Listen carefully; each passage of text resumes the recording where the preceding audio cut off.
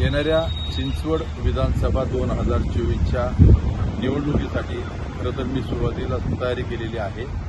ज्या पद्धतीनं झालेली पोटनिवडणूक पाहता राष्ट्रवादी काँग्रेस पार्टीच्या माध्यमातून ही निवडणूक मी लढवली होती आणि ज्या पद्धतीनं निवडणूक लढवली त्यावेळेस राष्ट्रवादी काँग्रेस पार्टीचा प्रत्येक कार्यकर्ता, नगरसेवक, पदाधिकारी हे भक्कमपणे माझ्या पाठीशी उभं राहिल्यामुळं खरं तर जवळजवळ 1 लाख मतदान मला भेटलेलं आहे। पिंपरी चिंचवड शहराचा विकास पाहता दादांनी जी कामं केलेली आहे ती कामं पाहता संपूर्ण जनतेचा दादावरती विश्वास आहे आणि दादांचा आमच्यावरती विश्वास असल्या कारणानं येणाऱ्या काळामध्ये ही निवडणूक लढवण्यासाठी मी तयार आहे। मी लोकांच्या गाठीभेटी घेतोय। ज्या पद्धतीनं पोटनिवडणूक झाली तरी देखील निकाल लागल्यानंतर त्या दिवसापासून मी पुन्हा लोकांच्या संपर्कात जाऊन लोकांच्या भेटीगाठी घेत आहे आणि येणाऱ्या निवडणुकीसाठी सज्ज आहे। नक्कीच दादा हे आमच्या पाठीशी राहतील। ज्या पद्धतीनं राज्याचे उपमुख्यमंत्री, या जिल्ह्याचे पालकमंत्री म्हणून दादा जे या शहरासाठी काम केलेलं आहे त्या कामाची पावती येणाऱ्या काळामध्ये जनता नक्कीच देईल याचा मला विश्वास आहे। सर्वप्रथम फक्त चिंचवड मतदारसंघातच लीड नव्हे तर पूर्ण पिंपरी चिंचवड शहरामध्ये मग भोसरी मतदारसंघ असेल, पिंपरी असेल आणि चिंचवड असेल। भोसरीमध्ये पण शिरूर मतदारसंघातनं 9,000चं लीड आम्ही दिलं, पिंपरीमधनं जवळपास 15,000चं दिलं, 74,000चं आम्ही इथनं चिंचवडमधनं दिलं। तर निश्चितच भारतीय जनता पार्टीची ताकद आणि संघटना ही पिंपरी चिंचवड शहरामध्ये मजबूत आहे।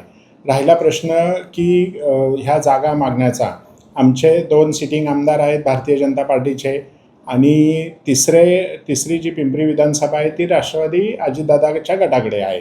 तर कुणाला मागायचं कुणाला नाही हा प्रत्येक पक्षाचा वैयक्तिक प्रश्न आहे आणि ह्या सगळ्याच्या बाबत निश्चितपणे जे आमचे ज्येष्ठ मंडळी आहेत ते ह्याच्यामध्ये भाग घेतील आणि ते सांगतील। परंतु ज्या पद्धतीने लोकसभेला सीटांचं वाटप झालं त्या पद्धतीने विधानसभेलाही होणार। ज्यांचे एक्झिस्टिंग आमदार आहेत तिथे ते एक्झिस्टिंग आमदारांनाच हे जागा सोडल्या जातील। उलट पक्षी आम्ही पिंपरीमध्ये पण मागच्या वेळेस पण आम्हाला लोकसभेला महायुतीच्या उमेदवाराला आघाडी होती, यावर्षी पण आहे। आम्ही उलट आमच्या 2 जागा असताना आम्ही त्या 3ऱ्या जागेची पण मागणी करणार आहोत। निश्चितच नाही, कारण हे जे प्रश्न आहेत हे प्रश्न हे ज्येष्ठांच्या लेवलवर, वरिष्ठ नेत्यांच्या लेवलवर होत असतात आणि आम्ही पण आता लोकसभेच्या वेळेस आम्ही पण भारतीय जनता पार्टीला मावळ मतदारसंघ सुटावा हा आम्ही आग्रहाने आम्ही कार्यकर्ते म्हणून आम्ही सगळेजण मागणी करत होतो। पण ह्याच्यामध्ये आमच्या महायुतीच्या ह्याच्यात कुठेही कटुता किंवा विष्णुता आली नाही। प्रत्येक कार्यकर्त्याला वाटत असतं की आपल्या नेत्याला, आपल्या इथल्या लोकांसाठी, आपल्या नेत्यांसाठी की आपल्या कार्यकर्त्यांसाठी ही जागा सुटावी, हे असं प्रत्येक कार्यकर्त्यांची इच्छा असते। क्लेम करायचा प्रश्नच येत नाही। जागाच आहे ते भारतीय जनता पार्टीचेच आमदार आहेत आणि भारतीय जनता पार्टीचे आमदार आहेत तर दोन्ही जागा तुम्ही जर पाहिलं 2014ला जर पाहिलं, 14 पहा, 19 पहा आणि 19 नंतर आत्ताचं 24ला लोकसभा झालेत। कारण 14ला सगळे वेगवेगळे पक्ष लढलेले असताना भोसरीमधनं आमदार महेश लांडगे अपक्ष आले होते, चिंचवडमधनं तर लक्ष्मण जगताप होते, पिंपरी ही शिवसेनेकडे गेली होती त्यावेळेस। आत्ता आम्ही परत एकत्र लढलेल्या असताना 19लाही ही भारतीय जनता पार्टीने जिंकलेली आहे आणि भोसरी पण जिंकली आणि चिंचवड पण जिंकलेली आहे। त्यामुळं ह्याच्यावर मागणी करायचं न करायचं हा प्रत्येक पक्षाचा प्रश्न आहे। ह्याच्यामुळं कुठेही आघाडीत महायुतीमध्ये काही फरक पडणार नाही। निश्चितच प्रत्येक कार्यकर्त्याला किंवा प्रत्येक नागरिकाला वाटतं की तो आता मी जर म्हटलं की मी एक साधा कार्यकर्ता आहे, नगरसेवक असतो तर नगरसेवकाला वाटतं महापौर झालं पाहिजे, महापौराला वाटतं आमदार झालं पाहिजे, आमदाराला वाटतं खासदार झालं पाहिजे।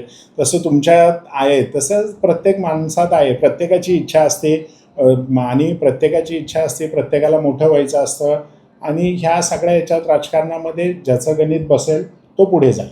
हो, मी इच्छुक आहे। चिंचवड विधानसभेमध्ये मी मागेही इच्छुक होतो, आत्ताही इच्छुक आहे। हो, निश्चितच ही जागा महायुती म्हणून जर आम्ही सगळे एकत्र लढलं तर ज्या पद्धतीने लोकसभेला महायुतीच्या जागेचं वाटप झालं त्याच पद्धतीने विधानसभेला होईल।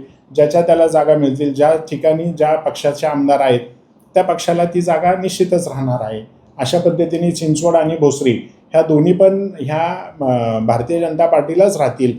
आणि राहिला प्रश्न पिंपरीचा, तर पिंपरीसाठी आम्ही मागणी करतोच आहे की मागच्या वेळेस पण आम्हाला महायुतीच्या उमेदवाराला जास्त मतं पडली होती. आत्ताही आम्ही महायुतीच्या उमेदवाराला जवळपास 9,000चं लीड 15,000चं लीड तिथनं घेऊन दिलेलं आहे.